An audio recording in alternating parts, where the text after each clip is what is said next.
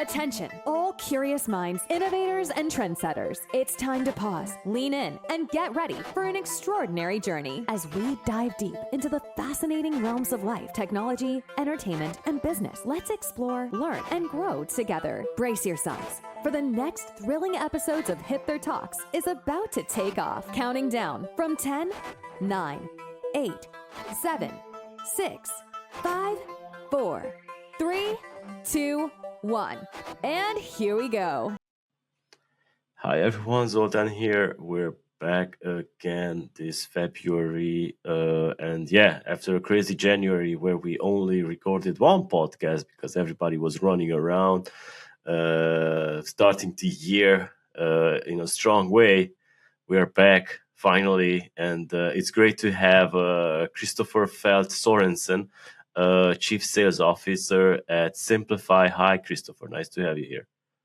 Hi, Sultan. Thank you for having me. All right. So Symplify is an AI-driven omni-channel engagement ecosystem, and it also has a marketing automation platform. This is designed to help businesses optimize customer journeys, increase revenue, and of course, reduce workload. This is something I found online and when I researched for the questions, but of course, I'm not going to share Christoffer's journey in our industry because that's probably way too long for me to read out. So I will leave it to him to say a few words about himself in his own words. All right. Well, hello, everyone. And again, thank you for having me, Sultan.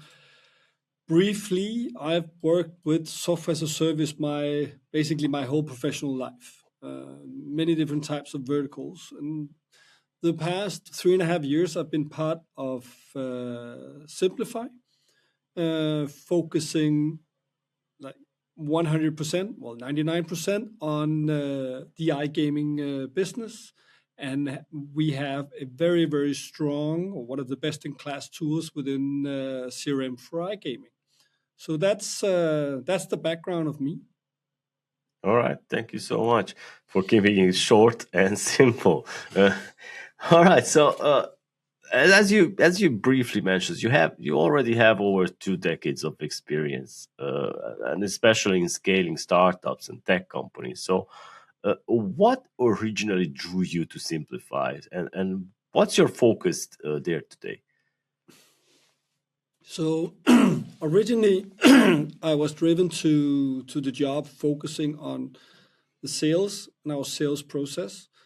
So Symplify is a tool that I've been in the market for more than 25 years. And as you initially mentioned, it started out as an email gun, just sending regular email in mass loads on the behalf of customers. At some point, it kind of turned into becoming a marketing automation tool. And at this point, we had quite a lot of gaming customers. And slowly, the development of the product actually started to focus on iGaming customers, turning into a CRM platform. And when I was initially approached, I was kind of intrigued by this focus on that vertical, not, shooting on everything out there, e-commerce or travel or banks, but really focusing on one vertical. So that initially caught my eye. Then there was an overall wish to streamline the organization, build bridges between different offices and countries. And I love working with people, setting up processes, driving organization forward. And that overall transpired into what I love most, and that is actually executing. I love going into an organization, build the strategy, see the vision, and then also pan it out and push the organization forward. And that's basically what I've been doing the last 3.5 years. All right, so that's a great story. And I'm also interested about, as a chief sales officer, how do you balance these short-term sales goals with the long-term strategic transformation within Symplify? Yeah. And that is a challenge for anyone that is working with management in sales and organization as a whole. I think my most important mantra is focus. It's important that the management align on what are we focusing on. My experience is always coming into scale-ups or startups that they want to do everything because they need the money and they want to shoot everywhere. So actually bringing that focus down to what is the value that we want to add into the market and how do we want to focus our product development towards these type of customers is extremely important. And the minute you make that decision, the communication within the company changes, because then everyone in tech know what they're developing. Everyone in sales know, okay, when we hit customers within this vertical, they got our backs further down the line in the company. And it's easy to say no if other companies try to approach you and say, we want to buy your product and it doesn't fit. So the issue then becomes when you have to transfer from short-term selling into long-term selling, because when you do this transition, then there will be a period of time where you're not pulling the numbers. And if you don't have the management as a whole behind this and the board, then the pressure will become too big and you tend to fall back on what used to work, or at least thought used to work, instead of working towards the more long-term goal, which is building a business around a specific vertical or a specific target group or a specific area. So getting that nailed, those expectations aligned, is extremely important. And from my point of view, it's all about focus. Yes, this is some very strong suggestion, and I'm really happy to hear it, because in our case, when we started out 11 years ago, we had only one website. Then we launched a couple of more news websites, and then we went into the events. But yeah, some of the websites weren't performing well or did not have any audience. So we, of course, we had an iGaming radio, for instance. It was the first iGaming radio. We were broadcasting news, etc. But yeah, there was no audience for it in 2019. And yeah, we shut it down. So out of nostalgia nowadays, it comes back to me, why don't we relaunch it? But it's like you said, we focused on other different things, which we made bigger. But there's no use to going back to projects that did not work, because it will definitely not work again, even if we focus more energy on it. Some things are just like that, right? Yeah, exactly.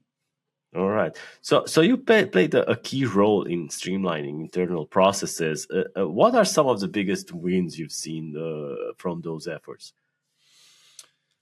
So if you look at it from an organization point of view, then I think the biggest wins that I have gotten over the last couple of years is getting the teams to work together. Also, another thing I learned, not only our company, because we're located in many locations, we have people in many different areas. But actually working with iGaming, I also realized that a lot of our customers, a lot of the operators, they actually have resources scattered all over the place. Eastern Europe, Southern Europe, Malta, that's a popular place. And then they also have resources in Northern Europe. They have it in Americas. They have it in Asia. They have development in India. So once resources start to scatter, it's more difficult to get everyone to understand the common goals, common languages, and the common focus areas that we need to have. And having a cross-border working organization is extremely important, because that makes your team members pull each other to become better.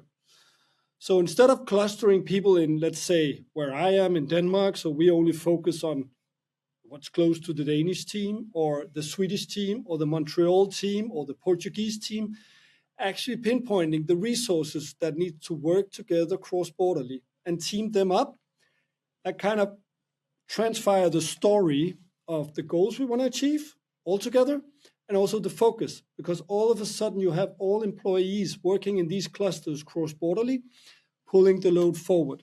That's one of the huge wins that I have gotten, having people work across different offices. Secondly, it's systems. So systems are essential. The customer systems that you use, sales systems that you use, support systems, tech systems, they have to be unified. So everyone have to work in the same systems. You can't have a location where, well, we use Excel because it's easier. We're not big. I don't know that much about it. Then I'll send a report every week. No, you need to get everyone on board on all the systems. And also another important thing is connect the systems. Make sure that information is sent through the different platforms so it's passed on. A common mistake is from sales to actually the onboarding team. It's typically an email saying, hey, we got this customer, they needed to be onboarded. Ciao. Yeah. There's a lot more behind that. So having the systems connected, setting up processes, what happens between those different systems, also makes people come together. Sales all of a sudden have to talk to onboarding team because they have to transfer knowledge and the dialogue they have had. Simple things like that is a major improvement. And then I think the two strong ones, once you have this foundation running, you need strong communication. That means a lot of small meetings all the time with people so everyone is on board. And then involving. You need to make sure that all your team members are involved in the process. They know their role and that they also have a frame that they can work within. If you give them that, then magic will start happening. All right. So let's also talk about the speed of play and how is real-time data changing the way operators are interacting with players in the iGaming space. So we are now shifting away from the insights to the operation side. Yeah. This is a baby of ours. It's a strong baby of ours. So let's just start with the perception of the phrase real-time data. My challenge is here, and our challenge in general is that this is a word that has been misused for quite a long time. Nobody trusts anyone, salespeople that comes out and talk about real-time data because they've all experienced latency in real-time data. So we have actually switched the way we communicate due to the fact that we got a technology now where we are beyond this point. We call it data streaming. The reason we do that, it's like watching HBO or Netflix. You put on a movie and it's just there. The only time when you have latency is if your internet is not working. If your internet was working, then the movie would run perfectly. The way that we work with data today, we use this Kafka technology that actually enable us to stream the data. And that will enable us to interact with players instantly. And we can see that the customers that have invested in this technology with us, they're growing. And they're not just growing, by, now we got another 100 players. Now we have another 1,000 bets. No, we're talking about, they're adding on brands on a different scale that we have seen. They're opening up new possible ways of reaching out to their audience and their players with multiple new websites and brands where they can cross-border communicate because they can do it instantly. And that is a massive effect when you get to that point because the GGR and the NGR just explodes. Makes sense. So let's also talk about from a product and sales perspective. About leveraging real-time insights. So how is Symplify leveraging these real-time insights to help operators respond faster or even smarter?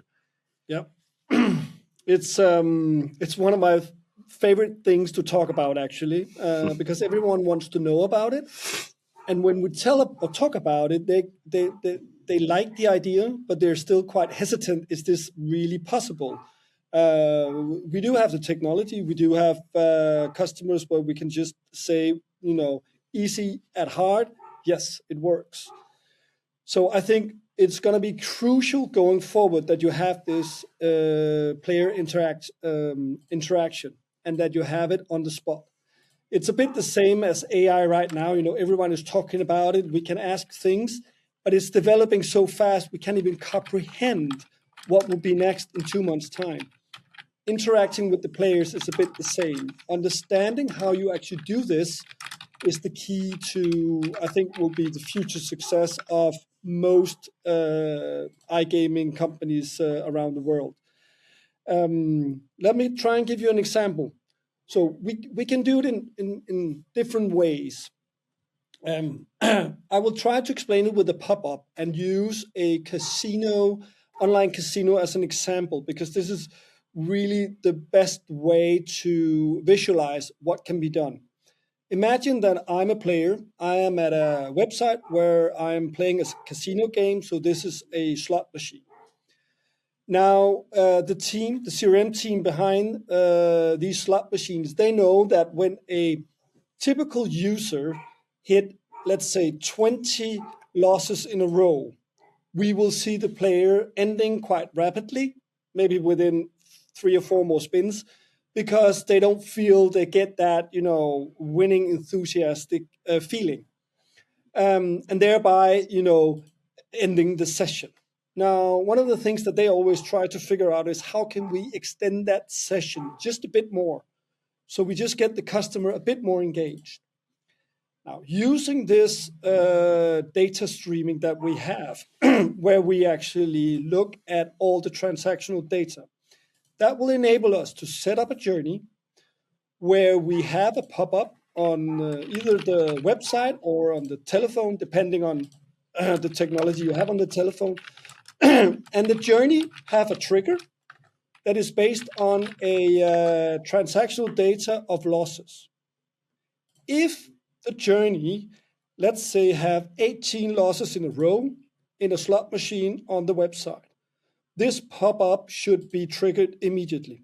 So what happens? I'm playing 1, 2, 3, 4, 5, 6, 7. When I hit number 18 loss, this is triggered immediately because the data is just streaming. And a pop-up jumps up on the computer saying, we're so sad to see you had 18 losses in a row. Now, this is real time for me. How did they know I had 18 losses in a row? But we have this knowledge. So we have this pop-up, 18 losses in a row. We would like to offer you 5 free spins. We hope your luck will change. Click here to redeem. And then the player will click, redeem the 5 spins, keep rolling. 23. Then the 5 free rolls are over. And then he will probably extend to 30 or 32 because now he got us some free spins.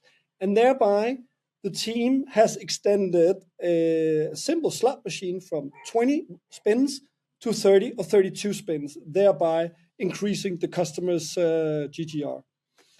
It's a very, very simple way of doing it, but the technology behind it is quite heavy.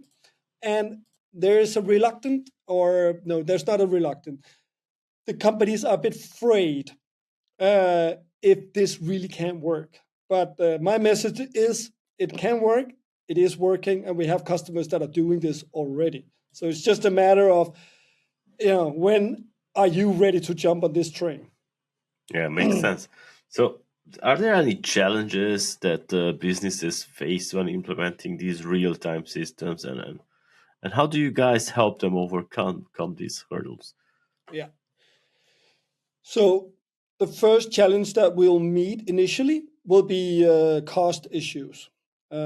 Streaming data and getting all transactional data, every single bet, every single spin, everything that is measurable in an iGaming company has a price tag, because we are pulling so much data into the databases and querying it all the time to make sure we can respond fast.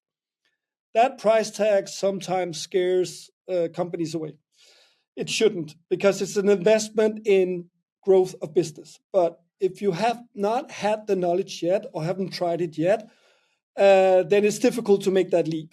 So that's the first hurdle we have to overcome. And calm them down and let them know that this is an investment they need to do.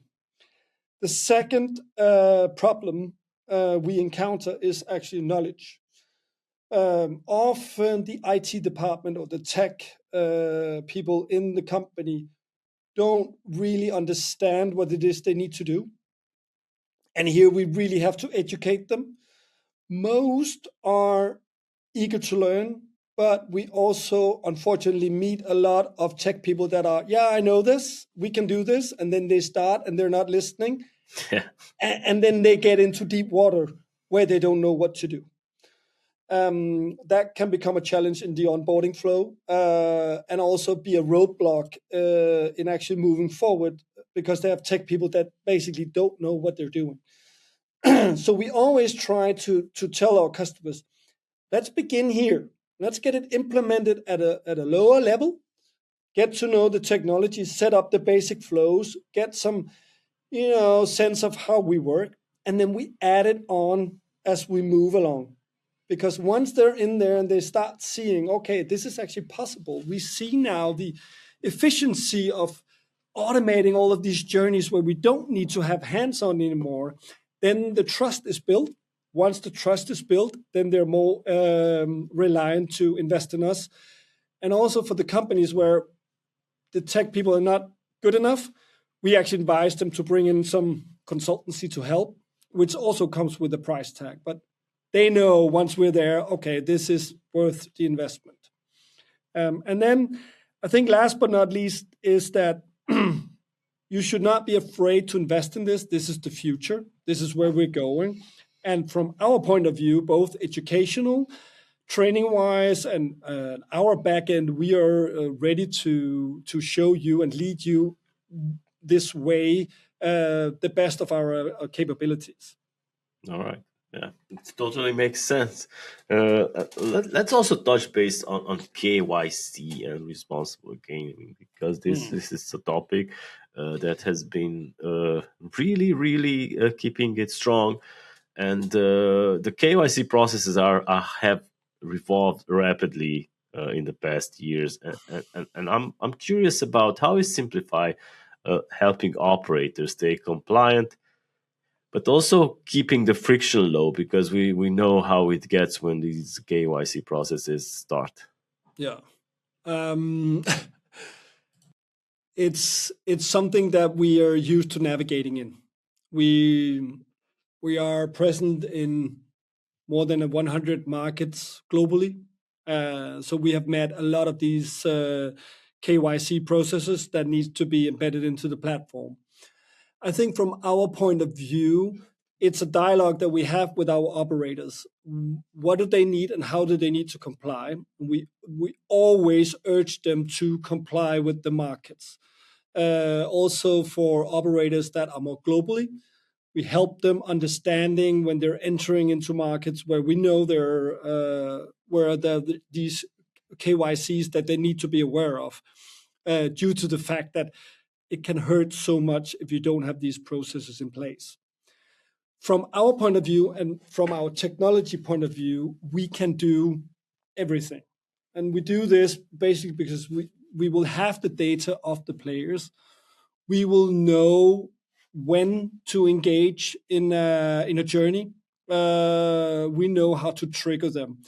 And then it's basically setting it up. So if you need to register somewhere, or you need to approve with, let's say a ID app from the country, from a specific country where they're using this to kind of proven who you are, we can set up all of these flows as well and make sure that we send this information to the relevant authorities and get that approval.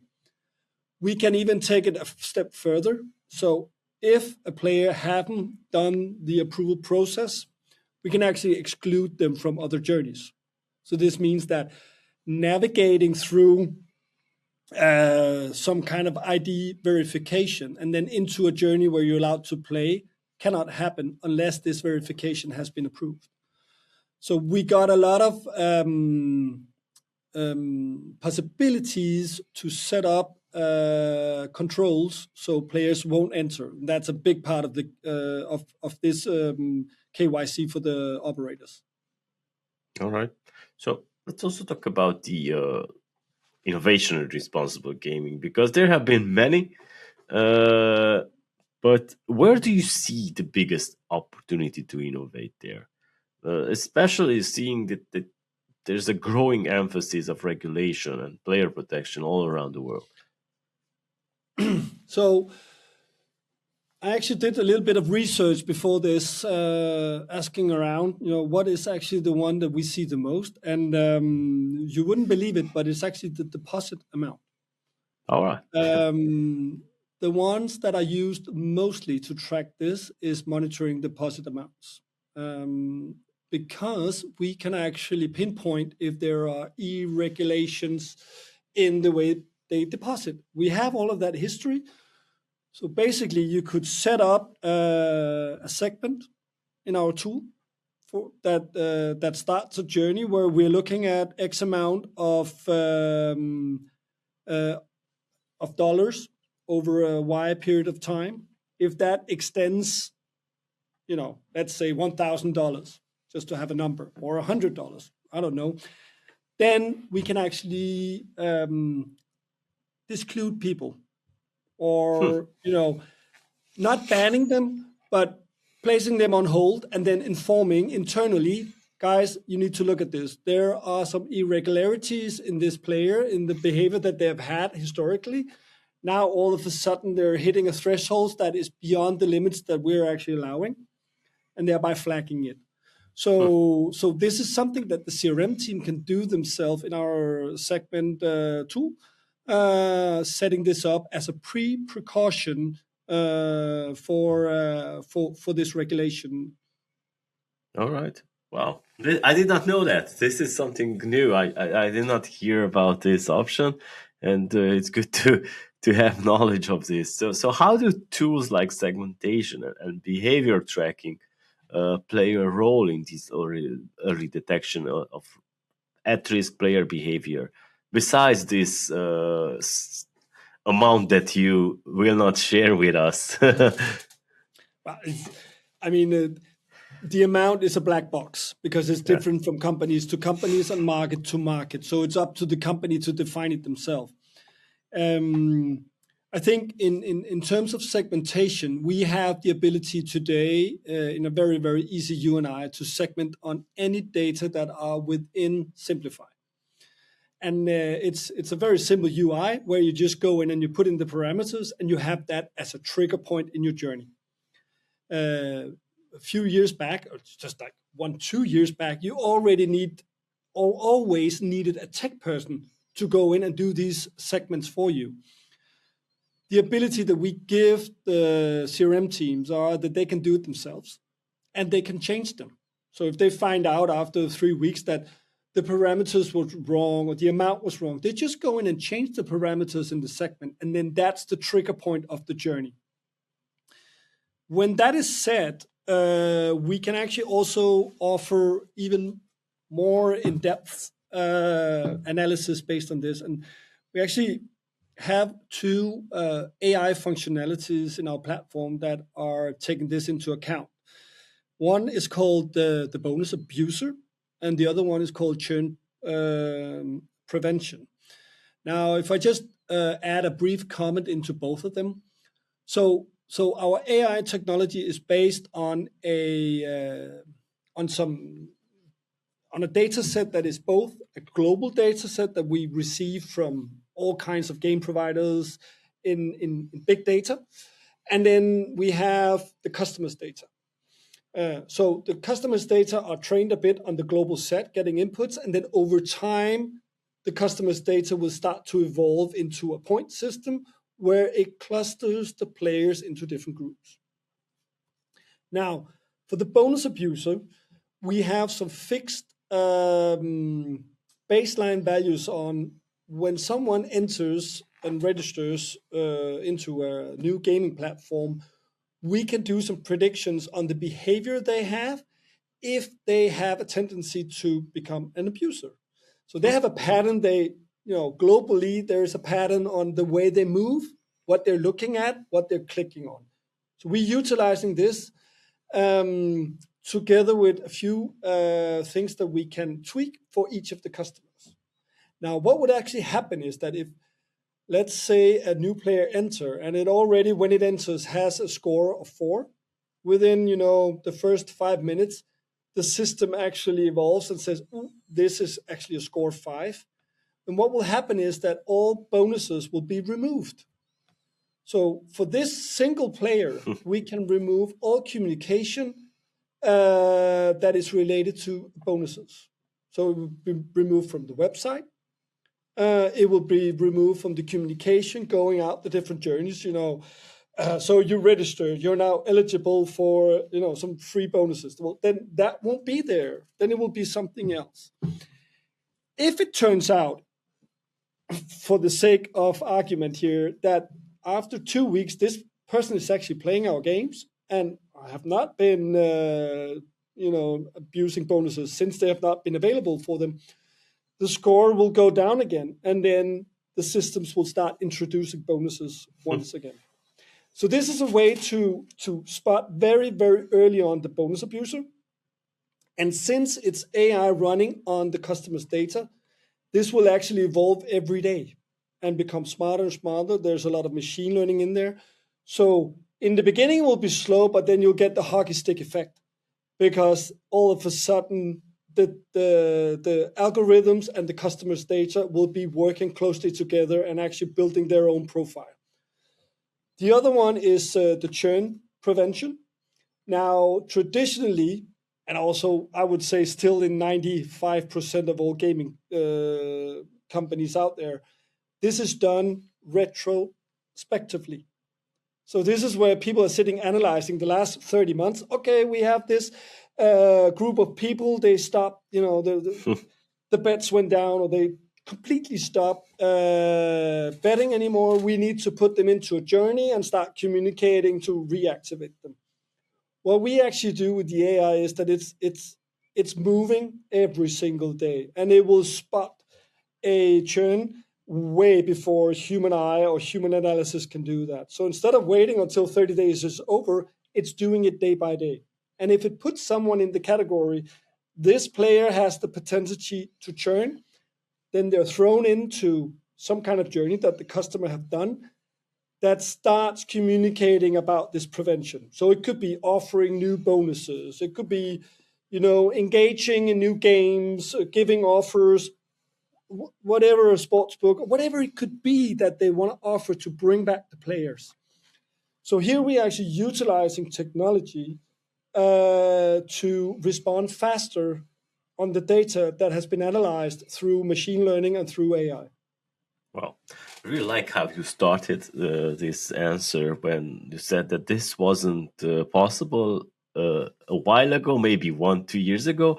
That's the effect of AI, I think, because usually when people say, okay, this wasn't available 5-10 years ago, that was in the past, because nowadays everything moves so fast that you can say this wasn't available last month, because it's crazy. All right, so let's also talk about the player understanding a bit further. So you've spoken about the importance of segmentation, which is also, in my opinion, a very important part of everything. So how granular should operators be getting when analyzing this player base? Yeah, this is the black box, not from my point of view, but from the customer's point of view. The first thing I want to really emphasize here is that this is up to the operators to decide. And this is also why they need to have the tools to do it.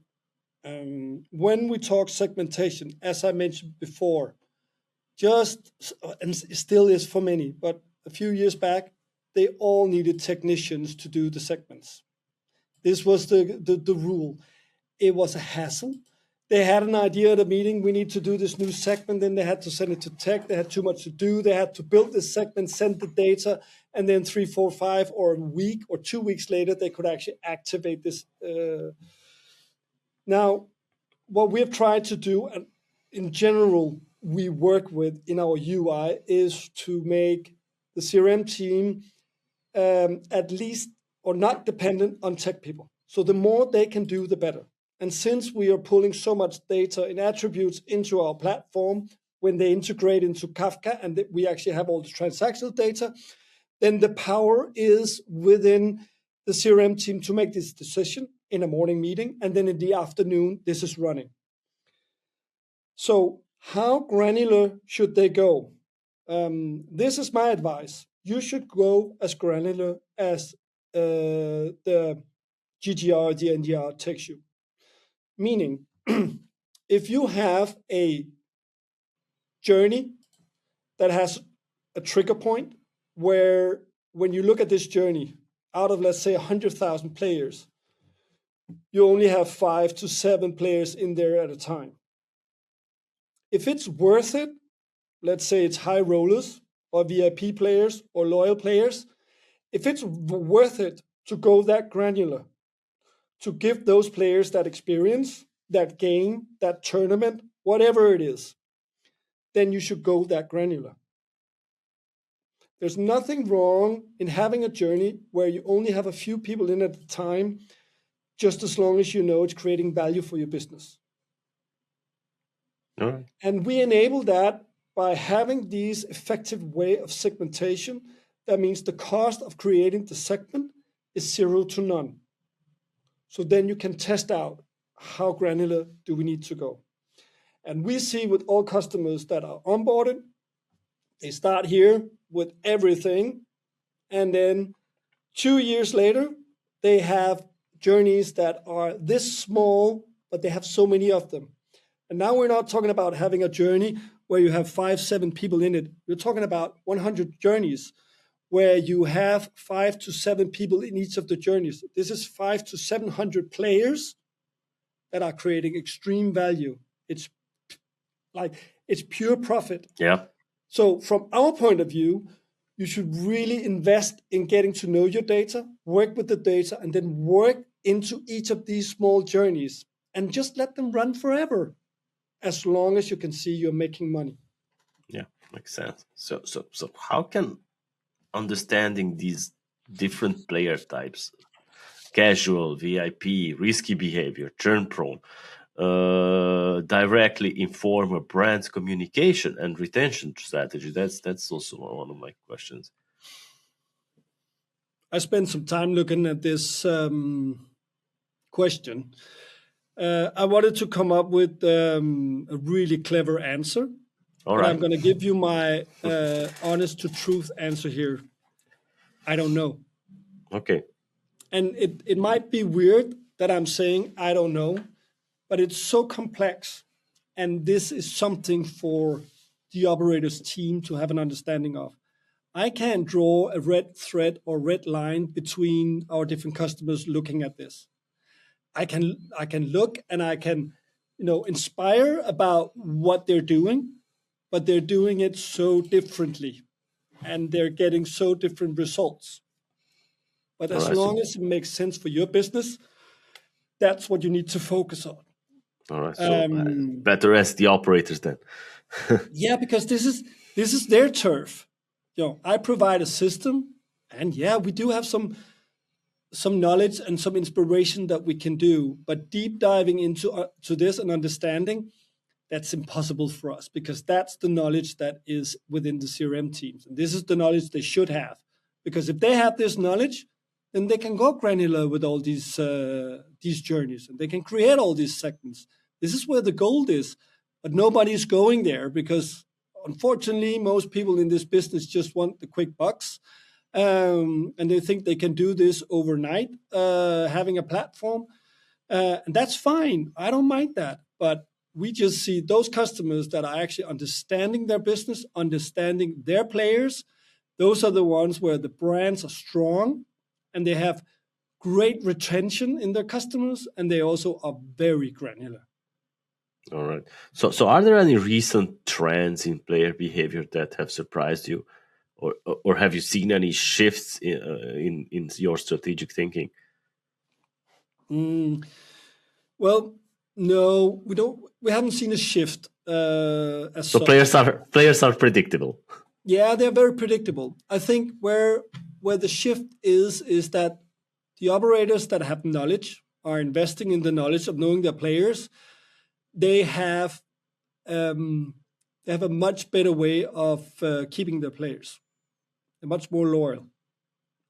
Whereas if you are working on a top level, shopping games, trying different things, throwing out there, not really thought through your brand or your processes, you will see the churn is quite high. All right. So the better you are refining your communication, your brand, and being true to that, and cater for the understanding of what the players want, the higher retention you get. All right. Makes sense. So we talked about what you offer and what the services are, but let's also talk about what you do inside the company, because that's also interesting, because you led initiatives to improve onboarding and training at Symplify, right? Mm-hmm. So what makes a strong commercial team in today's iGaming stand out? iGaming landscape, stand out. We hear this over and over and over again. We need you guys to be there. We need support. We need to be able to trust you. So being able to actually deliver on this is really important. And we have done a lot of effort internally, making sure that we deliver on this point. So one of the things that we have done that has actually had a huge impact is that many years we had support as a first line, and then we had some tech people in our second line. And the support can do a lot, but there were also technical things that were moved on to our second line support. And we kind of looked a bit on what were the questions and found that probably 95% of those tier 2 questions or second line support questions, we could actually train our first line support to do. So we spend a lot of resources internally training the guys and giving them access to where can they actually find this information. And that have meant that we have reduced our communication towards the second line support with 95 to 98% during 2025. And the response time towards our customers are down to hours, maybe even a day on the more heavy technical questions, because they now know where to find it and to get the answers. Another thing we did was that we actually started measuring our SLA on support. So how good are we at answering? And we've actually had a 100% SLA in 2025. Oh. And this we can hear from the customers. Even I get emails from our customers, the management group, where they sometimes let me know, just so you know, our team are really happy with the support. That's good. And the level of support that you guys are giving, both in terms of content and setting up journeys, but also on the more techie stuff. So this is a huge improvement that we have done, and it's also a huge thing that builds trust with our customers, so they believe us and they want to keep investing into the tool. And what else have we done? We've also built a quite extensive expertise area. So once you're a customer, you actually get access to this. And because we've been good at documenting everything we've been doing the last 20 years, this expertise area will basically explain to you all features, functionalities, and small corners in our product. And then we kind of spiced on top of that and created, in 2025, we created around 30 videos that are tutorials, walkthroughs that are embedded into our expertise area. So when you find an article and there's a related video, it will be there. You can go into our YouTube channel, find these videos. We have done training videos that can go on top of the training we do when we onboard a customer. So we have a landscape today where we can support the customers both night and day, I would say. Meaning, if they're working in the evening and they get stuck in how to set up this journey, they can download the video and actually go through the tutorial, see how it's done, and actually proceed instead of waiting until the next morning to get an answer. And during the day, we're there to support them and make sure that they move forward, both with the heavy tech stuff, but also with the more, I can't approve this email. Why isn't it going out? Or where's my segment? And then we have a fast response within that. And that is a strong point. Our customers really appreciate this. All right. This sounds good. And yeah, it's very helpful. I know from a fact with hosting companies, there's usually a problem when you're having their customer support on the other side of the world, when you have to wait for the second day and stuff like that. So yeah, it makes a lot of sense to have this, and it's a great idea. Congratulations for somebody who is working always late in the evenings. I really appreciate I just that. might add, one thing is the support that we do, but we monitor the system and have monitoration 24/7. Yeah, that's of course. So if we have anything, there are always people jumping in, making sure that things are running. Yeah, that makes sense. So our part, like what we do on the media side and conference sides when hiring people, it's pretty simple because it's not like a fast evolving space like yours. But what do you look for when hiring sales or product specialists, like in these times when things change from month to month? Yeah. I see myself as a person that have fair people skills. So I read people quite fast, but I do have, some things that I always look for. The first one is that I want to see people that are motivated. So they have to have a good story, and also going forward, how should that story evolve for them? For me, that's motivation. That tells a lot about a person and that journey that they're on in life.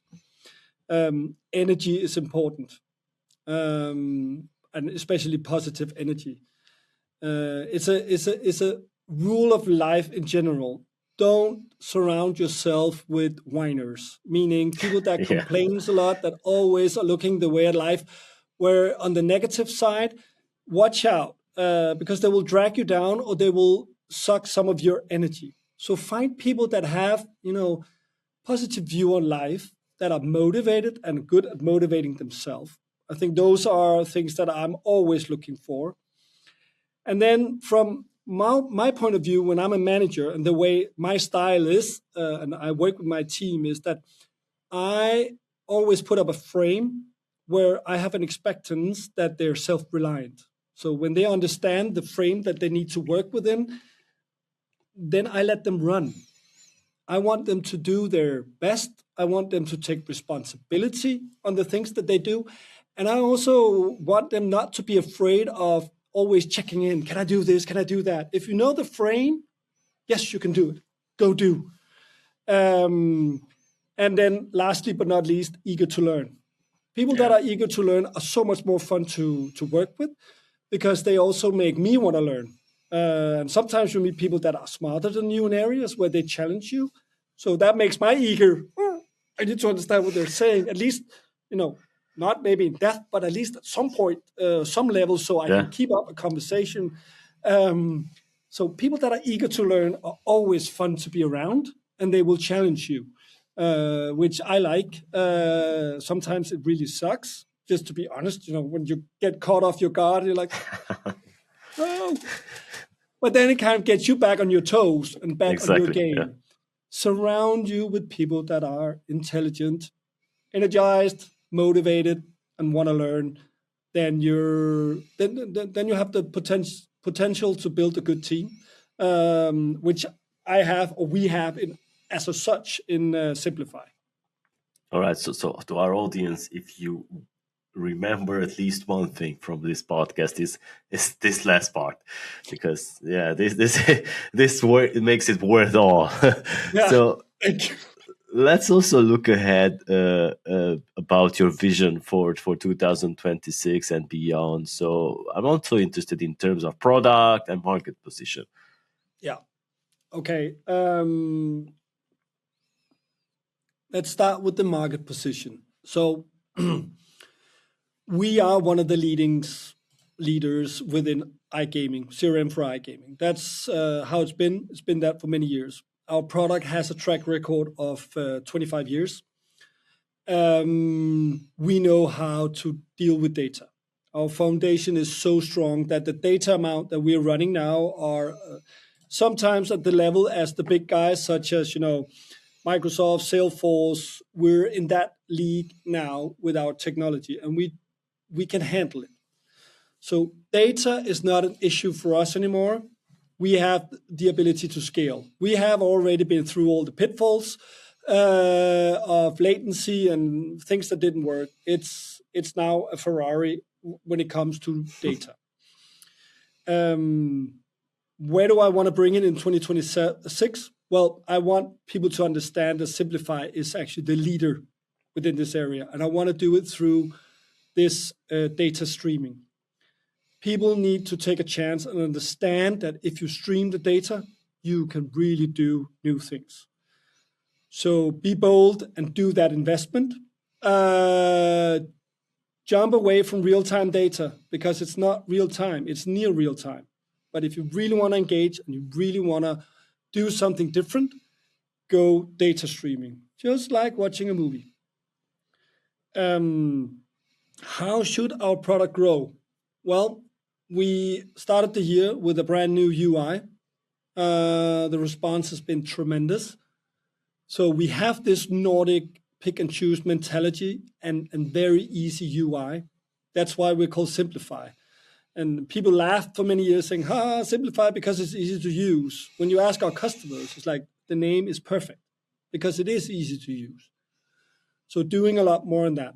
Then, of course, we are very much eager to have some of these AI functionalities that we have already running. We want to improve them. We want to do even more. That's a big thing. Our more in-depth reporting, where you can actually go quite granular, like analyzing the data. It's something that is coming up as well. And then we're going to start adding in technologies through partners. So we also can grow of what is demanded from the customer of basic things. We have a lot of things in there already that we have developed ourselves throughout the years. But there are also technologies where it's a bit more difficult. A good example could be gamification. So a lot of our competitors have developed gamification. So they've done a few games, and then you can add those in, and that's really nice. Good for that. But if you ask us at Symplify, that's not enough because gamification is so many things. It's not 5 games that you have developed. Because then you want to have your own, and then you need to put resources into that. You want it branded your way. So we're actually going to do a partnership with some of the best-in-class tools out there, and then have them do all of this and have the dialogue on what other games. And then we're just going to be enabling as a new channel where you can add in gamification, add that to your journey, and then you just put in the games that you have decided and built together with our partner. That's one way we're moving forward. We're going to do more things like that. So we're sure we keep staying ahead on all the functionalities that should be there are there. And then it's a matter of starting to investigate, okay, this data streaming we're doing, what else can we do with this data? Because we have not even scratched the surface yet. And we have customers that are really drilling into this together with us. So there will be new products also arriving based on the way that we work with this data.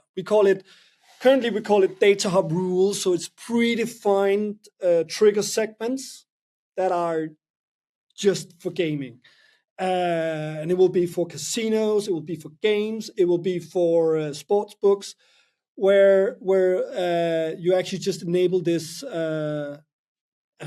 data hub rule, and the data hub rule has all the knowledge inside and crunch the numbers very granularly, and then it just starts firing away towards your customers. If I should end up having one thing I just want to bring forth, that is our casino, game, and sportsbook recommendation. And this is actually the ability to do AI-driven game recommendations, both in newsletters, but more importantly, we can actually manipulate the website. So when you go into the website, it will present games that you are like to play or has the potential to play. Finally. We have it running on a few customers, and the numbers are really amazing. Again, it's a technology that, it costs a bit, but the outcome on the GGR or the NGR compared to what you're looking into are really good.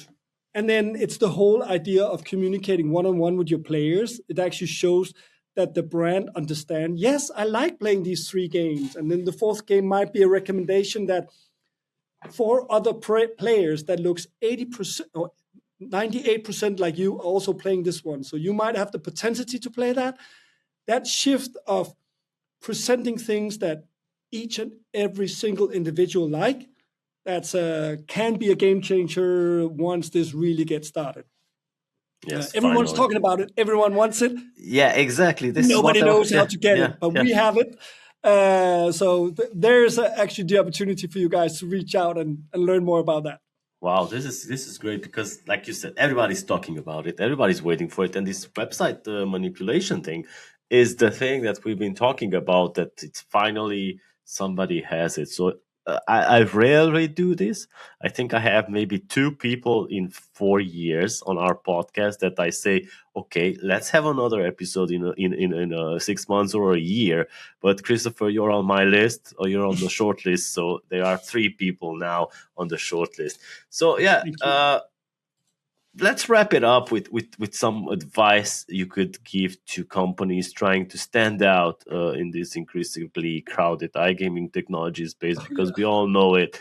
They are popping up like mushrooms, one after the other, usually copying the same thing the other did, probably having a new logo, and that's it, a new brand. I wrote down 4 things.